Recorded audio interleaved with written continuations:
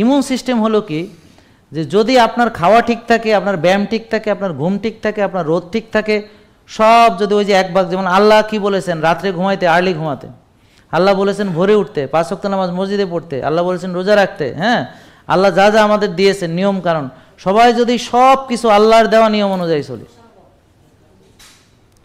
তাহলে আপনার রোগ প্রতিরোধ ক্ষমতা আপনার ভেতরেই আছে।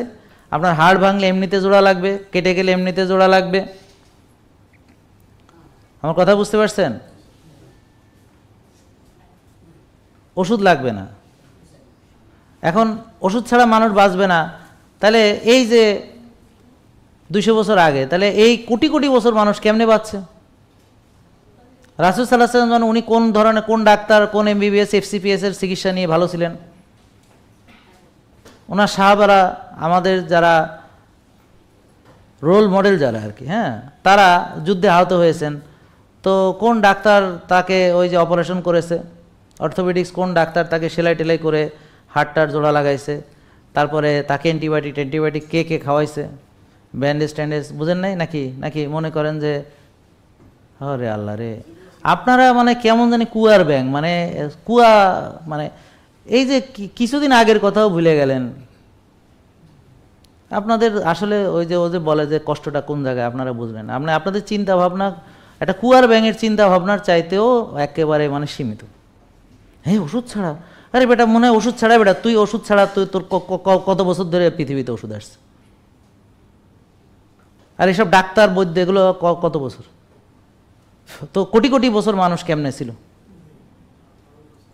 কোটি কোটি বছর মানুষ কেমনে ছিল? আল্লাহ তাআলা ডাক্তার দিয়েই আপনার শরীরে তারপর পৃথিবীতে পাঠাইছে। একটা কুকুর অসুস্থ হইয়া কয়দিন না কেটে থাকে ভালো হইতে, আর মানুষ খাইয়ে খাইয়ে রুগী হয়। কুকুর বোঝে অটোফেজি, একটা কুকুর অসুস্থ হলে খায় না কিন্তু।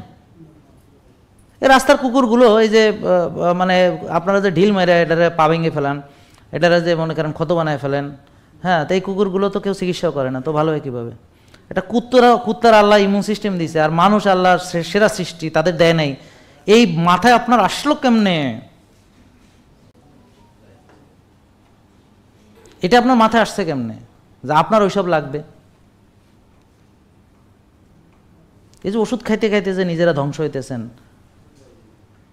ওষুধ থেকে বাঁচার উপায় আছে। একদম 100-এ 100 কোরআন হাদিস অনুযায়ী চলতে হবে।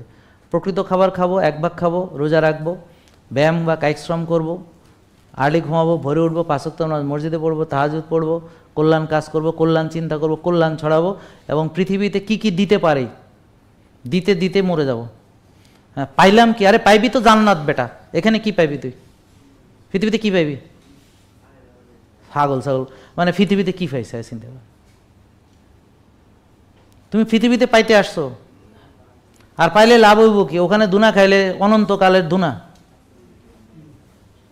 শোনেন, যিনি জান্নাতে চলে যাবেন, আপনি যখন জান্নাতে একবার চলে যাবেন, জান্নাতে যাওয়া লাগবে না রে ভাই। আপনার যখন জান কবজ করতে আসবে, তখন কোন ফেরেশতারা আসতেছে সাথে দেখলে বুঝে যাবেন, বাকিটা ইতিহাস। বুঝতে পারছেন? যখন দেখবেন যে রহমতের ফেরেশতা চলে আসছে, ব্যাস ওইলে ঝামেলা শেষ, আর জীবনে আর কোনো কষ্ট নেই, অনন্তকাল শুধু মজা পাবেন। আর যখন ওই মরার সময় দেখবেন ওই আযাবের ফেরেশতা ওই নোংরা ইয়া নিয়ে আসছে, ব্যাস বুঝলেন যে এরপরে অনন্তকাল ধুনা,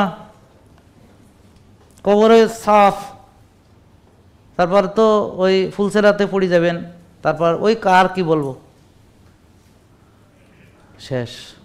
তো পৃথিবীতে বারবার ফিরে আসা সম্ভব, কিন্তু এই মানুষ বলল না ঠেকে শিখে। কে বলল?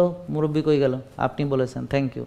ঠেকে শিখে, এখন পৃথিবীতে ঠেকে আপনি শিখবেন, কিন্তু এই আপনি যখন আখিরাতে ঠেকবেন, যখন জাহান্নামের কিনারায় সবাইকে দাঁড় করানো হবে, ইবলিস এসে বক্তৃতা দিবে, বলবে কি যে আজ আমি স্বীকার করে নিলাম আমার ওয়াদা ছিল সব মিথ্যা, আল্লাহর ওয়াদা ছিল সত্য, নিশ্চয়ই আমি আল্লাহকে ভয় করি। হ্যাঁ হ্যাঁ, এবং আমাকে দোষ দিও না, আমি শুধু তোমাদের আহ্বান করেছি, সাড়া তোমরা দিয়েছো, অতএব তোমরাই দোষী। আজকে নিজের দোষ মেনে নাও, আর চলো একসাথে আমরা জাহান্নামে থাকি। আর তুমি আমার কোনো সাহায্য করতে পারবে না, আমিও তোমার কোনো সাহায্য করতে পারবো না, চলো একসাথে পড়ি। আন্ডারস্টুড? তখন মানুষ বলবে কি, আল্লাহ আর একটা সুযোগ দাও, পৃথিবীতে আবার পাঠাও, তো এবার আমি কিছু এখন করি ফেলাম, হ্যাঁ, তবে সেই সুযোগ তখন আর আপনার ফিরে আসা সম্ভব না। তাহলে এখনই সুযোগ, এখন আসেন এই পৃথিবীতে, এই প্রতি ওয়াক্ত নামাজে আল্লাহর সামনে যখন দাঁড়াবেন, আপনি কি খাচ্ছেন, কি করতেছেন, কি করতেছেন না, আপনি সলিড পথে চলতেছেন কিনা, আল্লাহর সকম হুকুম মানতেছেন কিনা, নিয়ম মানতেছেন কিনা, ডিসিপ্লিন মানতেছেন কিনা, আল্লাহর দেওয়া হালালাং তৈবান খান নাকি বিকৃত খান, হ্যাঁ, বেশি খান নাকি কম খান, অতিরিক্ত খান নাকি, হ্যাঁ, নাকি বাড়াবাড়ি করে ছাড়াছাড়ি করেন, কোনটা আপনি সবসময় ভাবতে হবে ভাইয়া, সবসময় মাথায় রাখতে হবে। ছোট্ট একটা পরিবর্তন থেকে বড় কিছু হয়। চলেন আজকে থেকে ছোট ছোট পরিবর্তন শুরু করি।